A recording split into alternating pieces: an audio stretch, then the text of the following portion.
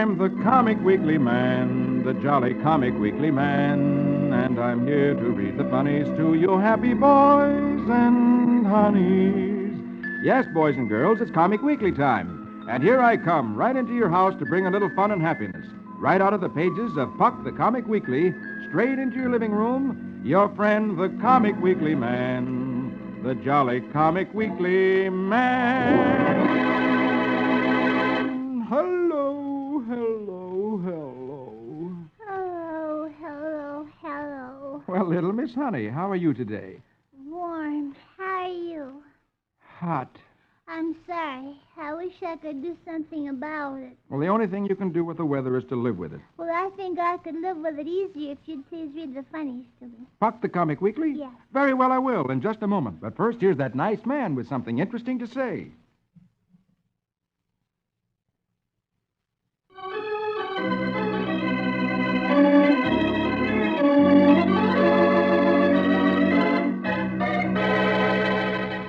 Now, here we go with Puck the Comic Weekly. And at the top of the first page... Snookum, snookum, snookum. Well, since you're excited about that, we'll read Snookum, Snookum, Snookums. Magic words for the music, please. Very well, my lady. Diddly-da, diddly-doo, wake-a-mack-a-mookums. Let's have a little tune for little Snookums.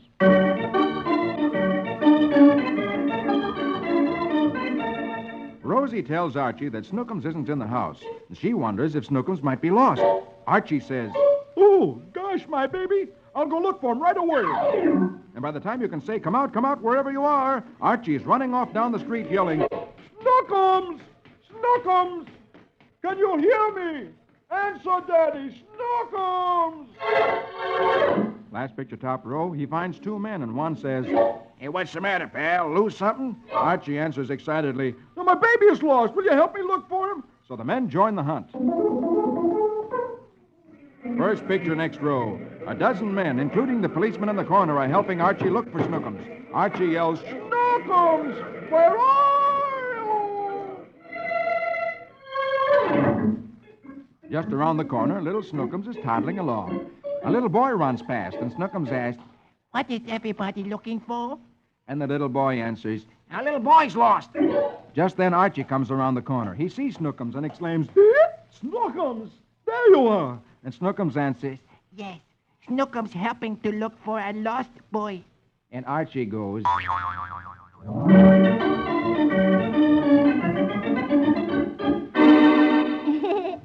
Wasn't that funny? Yes, Isn't that a funny look on Archie's face? "I think I'd look like that, too, if I learned someone I was looking for himself without knowing who it was he was looking for." Yes, I would, too. Yes. Well, now what? Oh, now, would you please turn over the page and read Flash Gordon? Because that bad man Zinn has captured Flash. And now Zinn is going to have Flash put into the smoke chamber. And when Flash breathes the smoke, he will no longer be able to think for himself. And Zinn will be able to make Flash do anything he wants him to do. Yes. So let's learn now how Zinn's plans work out. So here we go over to page 2 with Flash Gordon. Rig-a-dig-a-doon-doon, Saskimatash. Let's have music for heroic Flash.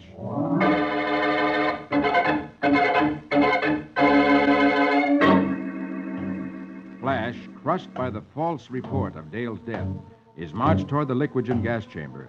Zinn sneers, "When you come out, you'll be an automaton, blindly obedient to my orders." Rubia hurries down to bid Flash farewell. She tells him again that Dale is dead, which is not true, and she says that she loves him too much to have him become a zombie. And then she hands him a little gadget to put in his nose, saying that if he breathes through these filters, the smoke will not affect him. To save himself from becoming Zinn's slave, Flash accepts Rubia's help. And last picture, top row, he is herded into the atomic gas chamber with a group of Zinn's men, all doomed to a living death. The door closes, and the gas is turned on in the chamber. First picture, next row, Flash watches the others carefully. He sees a tragic change come over the men as they breathe the subtly poisonous fumes. Flash studies their actions.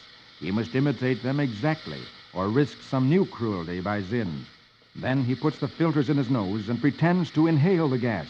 And as he does, he wonders whether the filters will really save him from the fate that has fallen on the other men.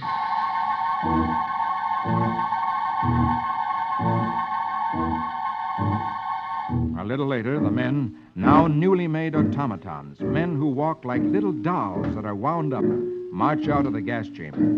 They are taken outside, last picture, where Zinn and Rubia are waiting in Zinn's armored car. Zinn beckons to Flash and commands his new slave, Flash, march behind me. The car slowly drives off. Flash tries to copy the rigid mechanical walk of the zombies as he follows Zinn's car. Rubia stares at him fearfully, not sure whether he's really man or machine.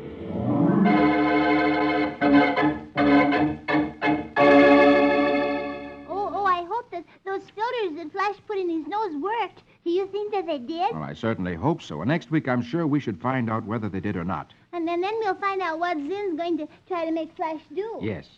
Oh, I can hardly wait. This is getting so exciting. Sometimes we have to wait for the most exciting things. Yes, isn't that awful? Uh-huh.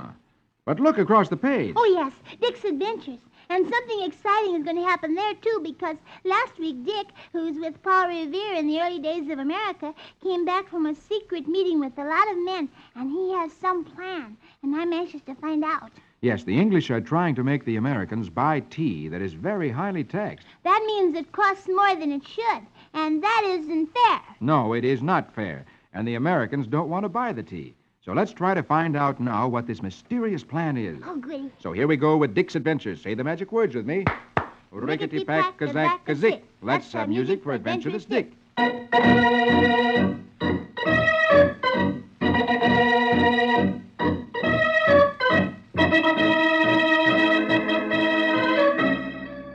Dick is in Paul Revere's home again. Dinner is being served. As Paul and Dick begin to eat, last picture top row, Paul says to his wife, "'Tis a lovely dinner, my sweet, but where's the tea? Pray fetch the tea." Dick looks up in surprise because he thought that the Americans had agreed not to buy the tea from the English, and by refusing to buy it, forced the English to take off the high tax. Dick exclaims, Tea? Paul's wife is just as surprised, and she tells him first picture next row that she can't understand men, that Paul has told her time and time again to have no tea in the house at all while the tax is on it. Paul smiles and says, "Tonight we want the king's tea, eh, Dick?" He gets up, puts on his hat and coat, followed by Dick, and Paul says grimly, "We'll settle this matter of tea at the Green Dragon. Come."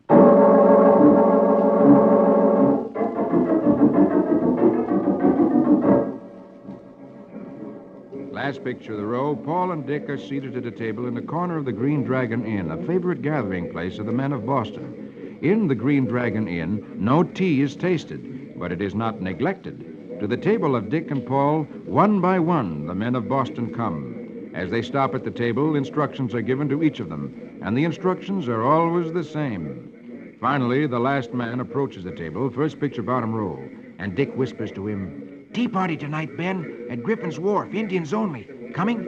And the man named Ben replies, I'll be there with a tomahawk. Leaving the Green Dragon, Dick and Paul Revere return home once more to carry out the next step in their plan. A short time later, last picture, two Mohawk braves carrying tomahawks and wearing the full dress of Indians slip noiselessly from Paul Revere's house. A man standing in the shadow across the street watches silently as the two Indians come out of the house where Paul Revere lives. A grim look settles over his face.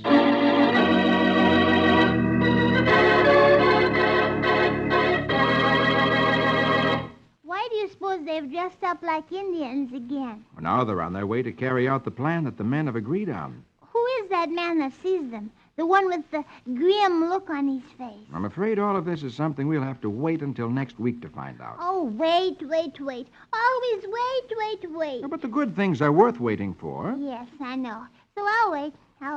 Goody. And just for that, I'll read Rusty Riley for you. Here he is, right underneath Dick's Adventures. Oh, I'm so anxious to see what's going to happen to that sneaky Taffy Allardyce, who's Mr. Miles' nephew, because Tex knows that Taffy put the dope in Hillbilly's feed and it made him sick. Yes, Tex has discovered enough of what's going on to suspect Taffy, and he's speaking to Mr. Miles about his suspicions. So quick, Reed, let's find out what happens. Very well. Here we go with Rusty Riley. Gallop and run till the road is dusty. Give us music for his horse and Rusty.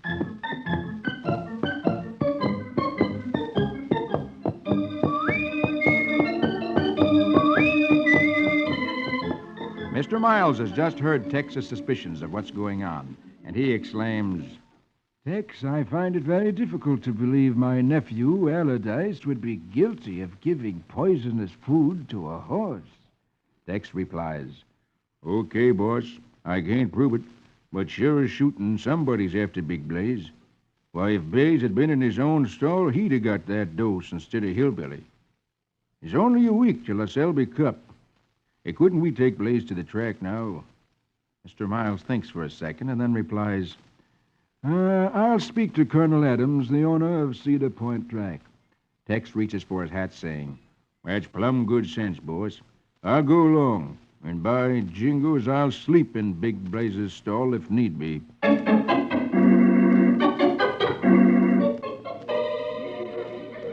Mr. Miles finds Colonel Adams, owner of Cedar Point Track, near a huge tree. He walks up to him and says, Oh, excuse me, Colonel. May I have a word with you? It's about my Selby Cup entry, Big Blaze. Colonel Adams replies, Why, of course, Quentin. Goldie, who is Taffy Allardyce's wife, sees the two men talking. Quietly, she slips over behind the tree to hear what's being said. Last picture, top row, she overhears Mr. Miles say, I wonder if you could let me have quarters for Blaze at the track a little ahead of time. I'd like to send him over tomorrow morning. Colonel Adams replies, Why, certainly. You may have number 4 and row B. Hearing this, Goldie quietly slips away without being seen, and the plan which Tex wanted to keep secret is known now by the very person who was scheming to bring trouble into Rusty's life.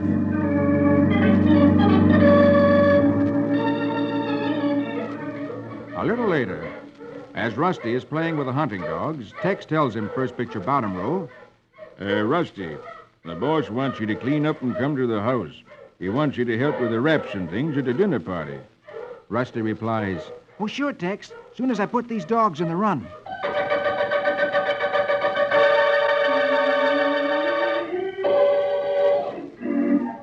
That night, after all of the guests have arrived for the party, Rusty has a few minutes to himself. He sits in a big chair in front of the fireplace, saying to himself, Well, I guess all the people are here now. Think I'll just curl up in this big chair till it's time for 'em to leave. Suddenly, he hears voices behind him. He recognizes them as Goldie and Taffy Allardyce, the two schemers. They don't see Rusty in the chair. Rusty overhears Goldie tell Taffy that Big Blaze is going to be taken to the Cedar Point track tomorrow morning. Rusty hears Taffy exclaim, last picture, Good night. That settles it. I'll have to finish him off tonight, somehow. Rusty's eyes open in horror at these words, and he knows he must move quickly if Blaze is to be saved.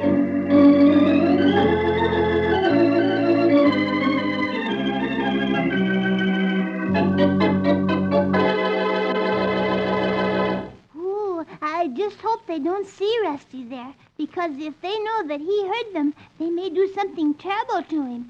Kidnap him, maybe. Well, let's hope not. Well, I just hope that Mr. Miles learns that his nephew's really a bad old mean person, and time for him to do something about Well, it. next week we'll find that out, I'm sure. That is, if you'll be here. Oh, I wouldn't miss it. Fine. And now would you like to miss Donald Duck? Oh, I should say not. Donald Duck is one of my favorites. Well, then turn over the page, and there he is right at the top, and I'll read Donald in a minute. But first, here's that nice man with something interesting to say.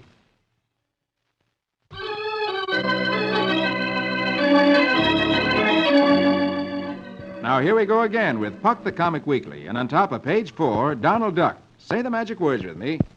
Squeegem, squeegem, squiddy chicka chack. Let's have music, spin a quack quack.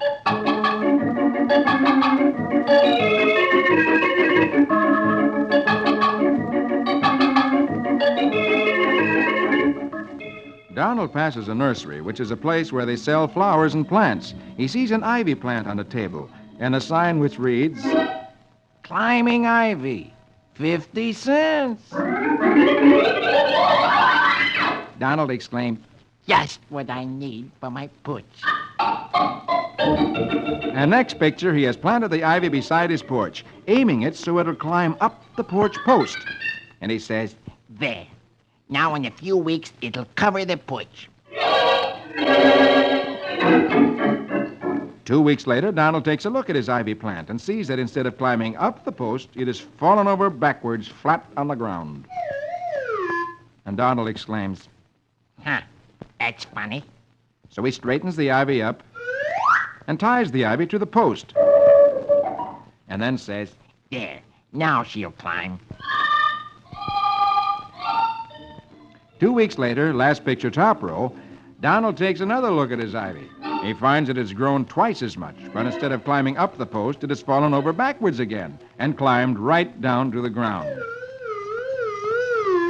And by the time you can go, Donald is back at the nursery, first picture, bottom row, with a plant, and he says to the man he bought it from, Look, pal. You sure this stuff is climbing ivy? Quite sure. What's your trouble? I wanted to climb my porch, and it won't climb. Well, that's easy, sir. You need a trellis. So the man points out a trellis, which is some pieces of wood put together sort of like a ladder. And the man says, Now, here's a nice one. Only $5. So Donald decides the ivy will surely climb up that because it has something to hang onto. And he exclaims, I'll take it.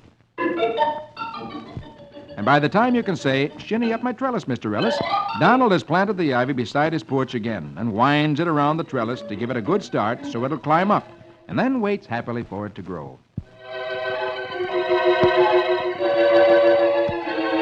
1 month later, last picture, Donald takes a look at his ivy, and he's amazed to see that instead of climbing up the trellis, the ivy has crawled right through it at the bottom and then up the porch that Donald tried to make it climb in the first place. And Donald exclaims, What?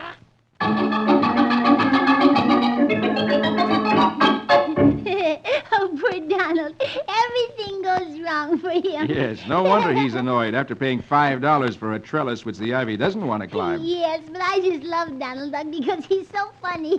Oh, look, right underneath Donald Duck. Oh, it's Roy Rogers, my favorite cowboy. Mine, too. I'm anxious to have you read that because just as we left Roy last week, he was trying to find out who set fire to the prairie and all the telegraph poles. And while Roy was looking at some strange footprints, his friend, Brad, went behind some rocks and then shouted for help. So please, quick read so we can find out what's the trouble. Very well. Here we go with Roy Rogers, King of the Cowboys. Hi-yip-hi-yo. Now here we go with Roy and Trigger. Hi-yip-hi-yo.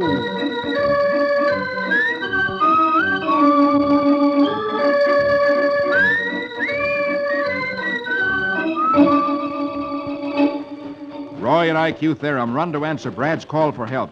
Brad yells, "Help! My eyes! Something blinded me!" Roy runs up and asks, "Well, what was it, Brad?"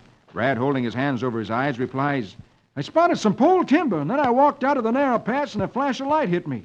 Roy exclaims, "Well, that's just what happened to that blinded cowpoke I found up here." Just then it begins to rain.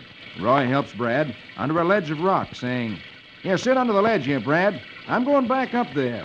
Then Roy turns and walks off, saying, "Reckon it's my turn to see what's on the other side of that unlucky pass." IQ Theorem, the investigator from the city, warns, Careful, Rogers. If you get blinded, how will we get back to camp? Roy replies, "Well, don't worry. Trigger knows the way." And as he walks between the rocks, last picture, top row, he thinks to himself, "Hey, this rain will sure wash out those funny sandal tracks we spotted back on the trail." First picture, bottom row, Roy stops suddenly and exclaims, "Looks like something's moving up there on that ridge. But I can't see much in this rain."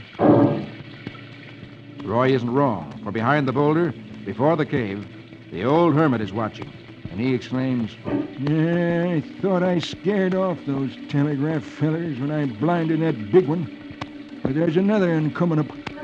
He trots in the cave after his rifle, saying, I can't blind this fella 'cause it's raining, but I can shoot him, this snooping varmint. and he trots back again, carefully watches Roy and exclaims, I ain't letting nobody snoop around trying to find out what starts all the fires in the valley. Roy steps out from behind a rock and starts to move up the hill. Suddenly, a bullet goes through Roy's hat. Roy exclaims, last picture, "Wow, that was too close." And the old hermit exclaims, Missed, blast it, but next time I won't.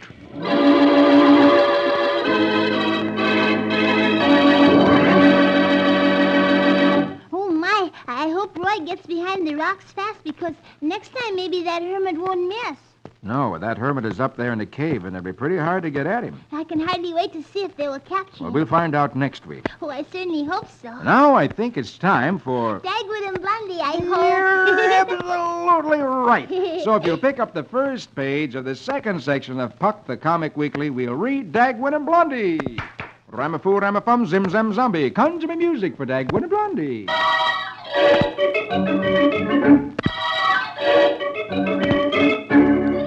Dagwood, who's at his office, is talking to the bookkeeper named Eddie, a tall, skinny, worried-looking fellow. Eddie says, I'm terribly nervous lately. Dagwood replies, You know, you ought to get married, Eddie. Eddie holds out his hand and exclaims, Here, look. See how my hand shakes? Dagwood replies, Yeah, you look like you're waving at someone. You know, you need a little wife to take care of you. Last picture, top row, Eddie takes some medicine and swallows it. And he exclaims, I jump when the phone rings. Dagwood says, Eddie, you need peace and contentment. The pitter-patter of tiny feet around your house. First picture, next row, Eddie says thoughtfully, You're winning me over, Dagwood. Dagwood gives him a pat on the back, saying, Come home to dinner with me tonight and see for yourself how serene and blissful married life can be. Eddie replies, Yeah, all right, I'll call up the boys and tell them I'm not going out with them tonight. and it's decided that Eddie is to come home with Dagwood for dinner. Meanwhile, someone's been playing tricks on Blondie. The doorbell is rung, and when she answers it, there's no one there. Cookie tells Blondie, first picture, next row, that it's the new kids up the street who ring doorbells and then run. And that gives Blondie an idea. Well, at this moment, Dagwood is on the way home with his friend Eddie. And he points out all the people in the neighborhood who are mowing lawns, clipping hedges, and enjoying life. Dagwood says, Look at all these happy, contented husbands, Eddie. Eddie replies mournfully, Yeah, I'm beginning to realize all I've missed by being single. Then they ring Dagwood's doorbell, last picture of the row. And Dagwood says, The peace and joy of married life is all you need, Eddie. and first picture, bottom row, the door opens, and three horrible-looking people jump at them, yelling, and Eddie disappears down the street like a shot. As Dagwood, who has fallen over on his back, looks up dazed, Blondie sticks her head out from under a sheet and says, We were trying to scare some fresh little kids who were ringing our doorbell. and Alexander exclaims, Yeah, your friend ran away, Pop. Dagwood shakes his head, wondering what has happened to him. Meanwhile, last picture down at the pool hall, Eddie rushes in and says to his friends, No, don't let me get married, boys.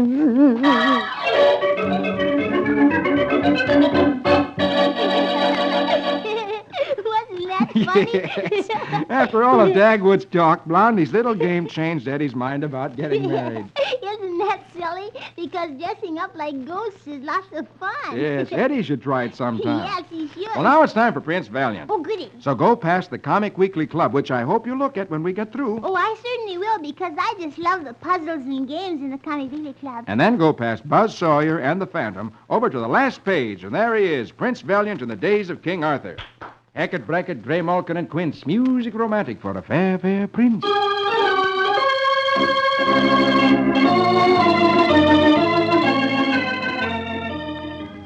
King Hap-Atla couldn't capture King Agwar's castle, so the two kings are now having a peace conference. Alita had come in and told the men to stop their arguing and decide never to have war again, so that the women and the children could enjoy life safely and peacefully. Then Alita left the conference. All she wanted was a healthy, happy place in which to bring up her baby, and her quiet words were like a whiplash that stripped away their arrogance. King Agwar conceals a smile. He knows his enemies are blustering because they think his defenses are weak. Alita's words have shown them how desperate is their position. By this time, last picture top row, Hap-Atla's wife, Queen Jan, is now completely under Alita's spell and readily agrees when Alita asks her to go into the castle and see her new gowns. So they leave the children with the men, and the two women go toward the castle. First picture next row, Hap-Atla looks up in time to see them entering the castle. He leaps to his feet and shouts, Treachery! Queen Jan has been taken prisoner. King Agua chuckles. I'll be hostage for her safe return. But if you have sufficient foolhardy courage to meddle in women's affairs, you may take my seal ring and follow.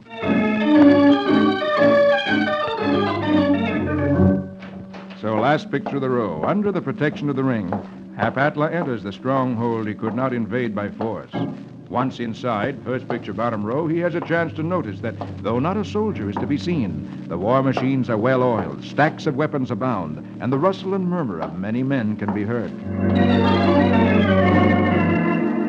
And then, last picture, he is led to the Lady Elita's apartment, into which he bursts angrily, and then stops. There's an instant of embarrassed silence, because he finds his wife trying on one of Elita's nice gowns. And the women are very angry that even he, a king, should come to their room. And believe me, thereafter he wishes he had paid more heed to King Agua's warning to leave the women alone.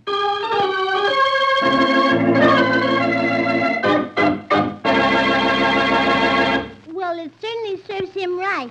If he will just keep his nose out of things, these women will settle everything in a nice, peaceful way. Yes, so far I think Elita has proven that she's right. Yes, she has. And I hope he's learned his lesson. Well, next week we'll find out. Now, that's all the time I have. But before I go, here's that nice man with something interesting to say.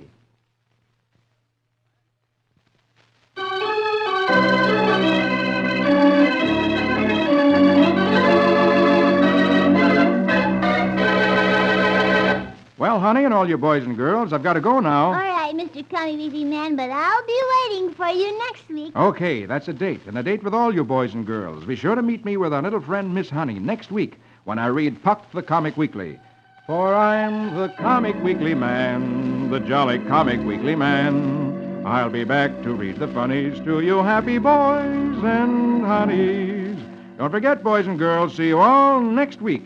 Your friend, the Comic Weekly Man, the jolly Comic Weekly Man.